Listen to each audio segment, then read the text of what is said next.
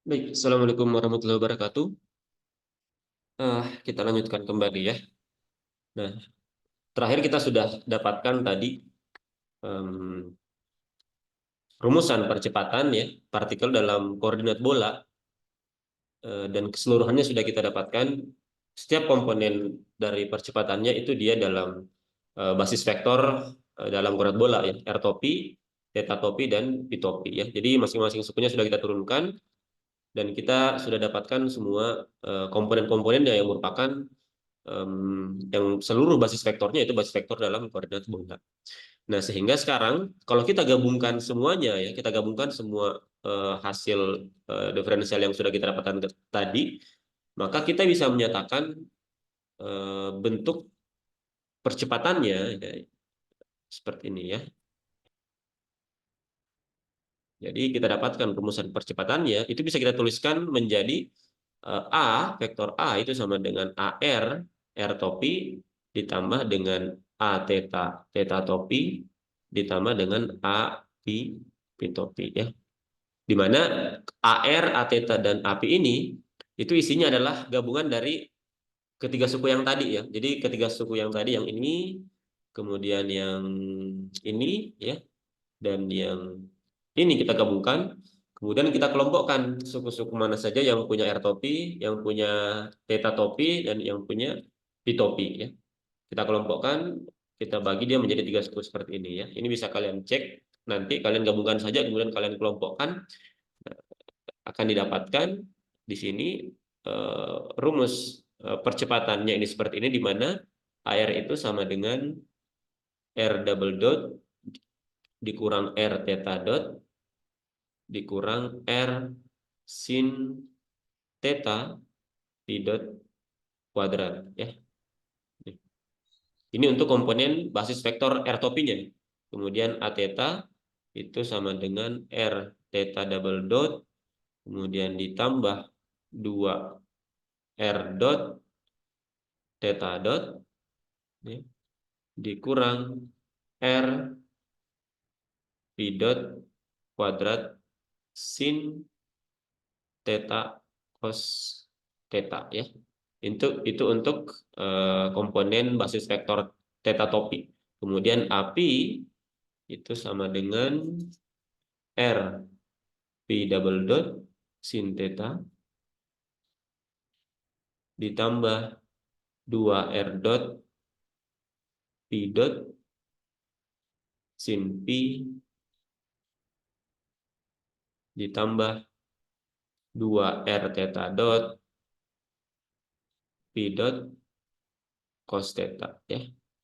Nah, jadi kita sudah dapatkan sekarang secara lengkap rumusan percepatan partikel dalam koordinat bola ya, di mana ini masing-masing merupakan komponen dari basis vektor R topinya. Jadi ini eh, percepatan dalam arah R ya, sumbu R, yang ini dalam dalam basis vektor R, ini dalam theta topi, dan ini adalah pi topi yang masing-masing komponennya ya. Ya, ini secara lengkap. Dan ini itu setara ya. Ini setara dengan percepatan dalam koordinat silinder yang kita dapatkan sebelumnya. Nah, sebentar. Nah, yang ini ya. Ini adalah percepatan tapi dia basis vektornya dalam koordinat silinder. Tapi dia menjelaskan percepatan partikel yang sama ya. Begitu juga untuk di percepatan di koordinat kartesian ya. Hanya dia berada dalam koordinat yang beda. Sehingga basis vektornya itu berbeda ya. Oke, jadi kita sudah selesai membahas tentang kinematika dari partikel ya, mulai dari satu dimensi, dua dimensi, dan terakhir tiga dimensi ya. Di dua dimensi ada koordinat kartesian dan polar. Di tiga dimensi ada tiga, ada kartesian, silinder, dan bola ya. Kita sudah jabarkan masing-masing bagaimana gerak-gerak fenomena gerak partikel tersebut, mulai dari posisi, kecepatan, dan percepatannya ya.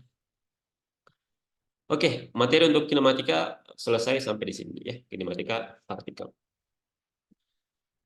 Oke, sekarang kita akan lanjutkan ke bahasan selanjutnya ya.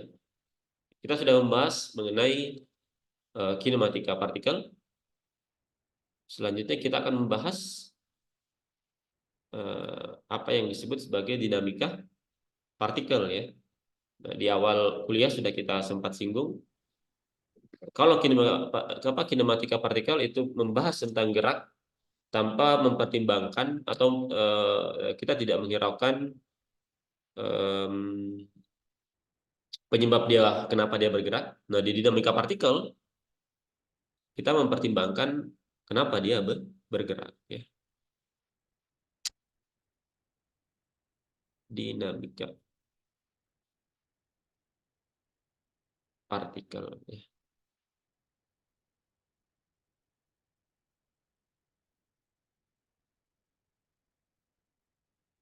Nah, jadi kita membahas tentang gerak partikel dengan melihat mempertimbangkan penyebab dari partikel tersebut bergerak ya. Nah, pondasi utama atau pondasi modern yang menjelaskan tentang dinamika partikel yang paling dasar itu diformulasikan oleh seorang fisikawan klasik ya, yang saya kira sangat terkenal ya, yaitu Sir Isaac Newton. Sir Isaac Newton, di mana beliau ini dia hidup itu antara tahun 1642 kurang sampai dengan 1727 ya. Jadi ini sudah cukup lama sebenarnya ya, ditemukan bagaimana menjelaskan fenomena dari gerak partikel ya, bagaimana dinamika dari suatu partikel dan dengan mempertimbangkan penyebabnya ya. Nah, itu dicetuskan atau diformulasikan oleh Sir Isaac Newton. Nah, formulasinya itu dituangkan dalam bukunya ya. Kalau kalian pernah dengar, bukunya itu dia berjudul Philosophia, di bahasa Latin ya, Philosophiae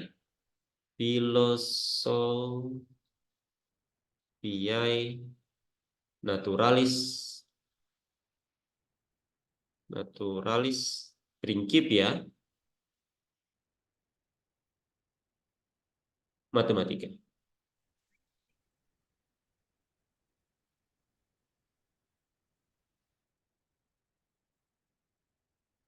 Ya, ini judul bukunya ya. Itu eh, dikeluarkan pada tahun 1687. Tapi tentunya jauh sebelum itu sudah dirumuskan ya. Ada sekitar kurang lebih 20 tahun Sir Isaac Newton menyusun buku ini ya. Jadi kalau kita terjemahkan kira-kira terjemahan sederhananya filosofi alam dan prinsip matematika ya. Jadi isinya sebenarnya bukan hanya tentang mekanika ya atau tentang gerak ya, tapi dia juga membahas tentang selain mekanika, dia membahas tentang kalkulus, juga dia di dalamnya ada optik ya, dan juga dengan teori gravitasi ya, teori gravitasi Newton. Nah, buku ini biasa juga dikenal singkatnya biasanya Principia ya. Orang biasanya cuma menyebut bukunya itu Principia. Dia lebih populer dengan nama Principia. Tapi judul lengkapnya itu seperti ini ya. Nah, formulasi dari dinamika partikel itu dia tuangkan di dalam buku ini ya, di mana dia merumuskan tiga hukum dasar dari gerak. Kita kenal dengan hukum Newton ya. Tentunya kita tidak akan membahas lagi aplikasi dari hukum Newton nantinya ya, karena saya kira itu sudah selesai di SMA dan fisika dasar, di mana dari aplikasi dari hukum Newton. Nah, nantinya kita akan lebih banyak membahas tentang bagaimana konsekuensi dari hukum eh, Newton tersebut dan bagaimana kita kenal teorema kekekalan, konsekuensi dari hukum-hukum Newton tersebut. Jadi dia merumuskan tiga hukum dasar hukum Newton ya. Saya tuliskan saja di sini. Hukumnya itu dituangkan di sini ya. Nah, saya akan coba menerjemahkan ya, menerjemahkan secara eh, kira-kira dengan bahasa yang kira-kira mudah dipahami ya. Nah, hukum yang pertama itu dia menyatakan bahwa jika resultan gaya-gaya yang bekerja, gaya-gaya yang bekerja itu sama dengan 0, sama dengan 0, nah maka suatu partikel itu akan tetap diam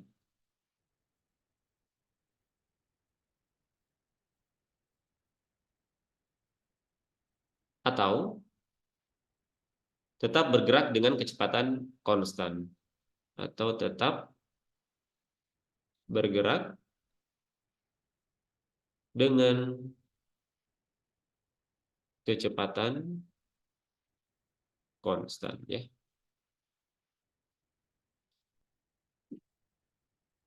Atau secara matematis itu biasa kita tuliskan bahwa sigma F itu sama dengan 0, ya.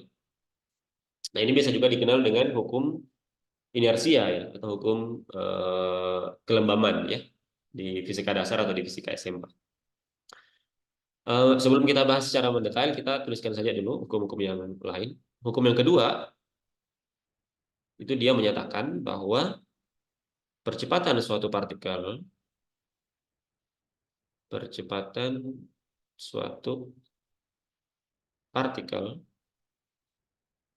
itu sebanding dengan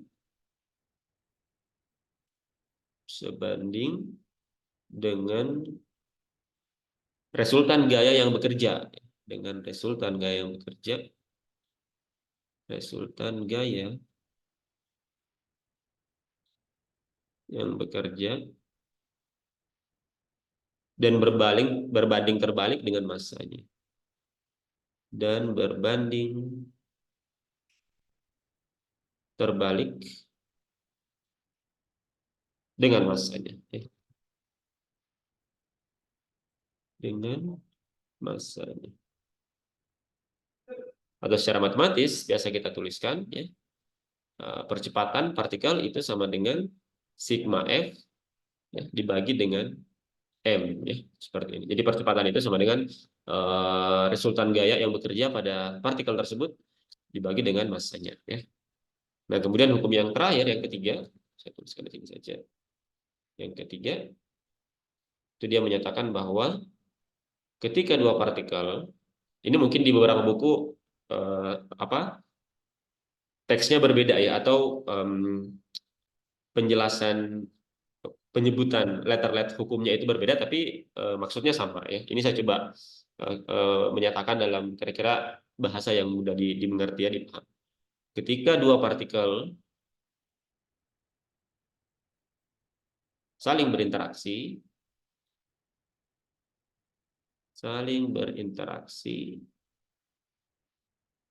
maka gaya-gaya antar mereka, maka gaya-gaya antar mereka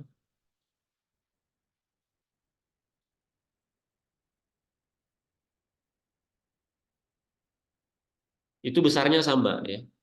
Besarnya sama. Jadi misalkan ada dua partikel, nah gaya yang diakibatkan oleh partikel 2 ke partikel 1 dan sebaliknya partikel 1 ke partikel 2 itu besarnya sama, tapi arahnya berlawanan, ya. Dan arahnya berlawanan.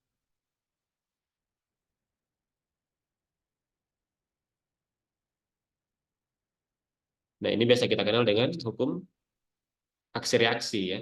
Secara matematis biasa kita tuliskan sebagai FA sebagai aksi itu sama dengan minus FR reaksi, ya. Jadi besaran skalarnya itu sama, besar FA dan FR, tapi di arahnya berbeda, ya. Arahnya berbeda. Nah, inilah ketiga hukum yang dicetuskan oleh Newton, ya, dalam bukunya. Nah, kalau kita perhatikan hukum 1 dan 2 itu dia menjelaskan tentang definisi dari gaya itu sendiri, ya. Dia mendefinisikan apa itu gaya dan konsekuensi bagaimana jika ada gaya maupun tidak ada gaya, ya. Yang hukum ke-1 itu bagaimana jika tidak ada gaya. Nah, maka di sini konsekuensinya adalah partikel akan tetap diam atau bergerak dengan kecepatan konstan. Dan yang kedua, dia menjelaskan konsekuensi jika adanya gaya. Maka ketika ada gaya, maka akan ada muncul percepatan pada partikel tersebut. Ya. Jadi hukum 1 dan 2 itu lebih menitik beratkan apa konsekuensi dari kehadiran gaya itu sendiri. Nah, sedangkan hukum yang ketiga itu dia membahas tentang bagaimana interaksi antara dua partikel. Ya. Jadi jika ada dua partikel yang saling berinteraksi, apa yang terjadi pada dua partikel tersebut? Bagaimana interaksi?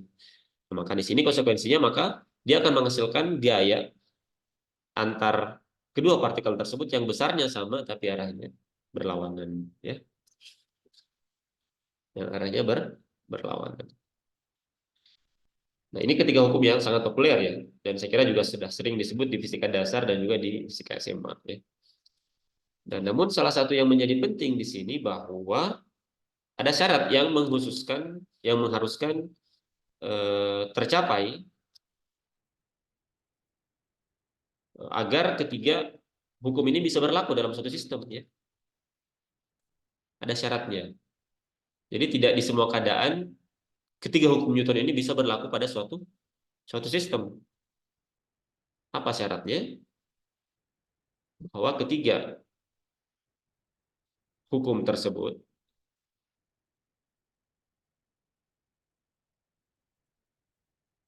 valid atau berlaku itu dalam kerangka acuan inersial. Ya. Kerangka acuan inersial.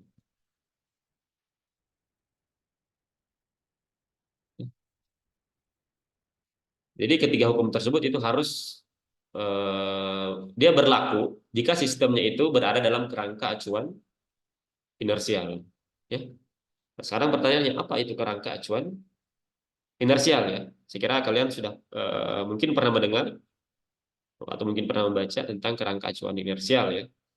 Dan kita akan bahas bagaimana definisi dari apa kerangka acuan inersial tersebut eh, dan bagaimana konsekuensi matematisnya ya, bagaimana kita gambarkan dalam sistem koordinat misalkan ya. Tapi karena waktunya sekarang sudah habis, maka kita akan simpan dulu. Pembahasannya akan kita lanjutkan di pertemuan selanjutnya ya.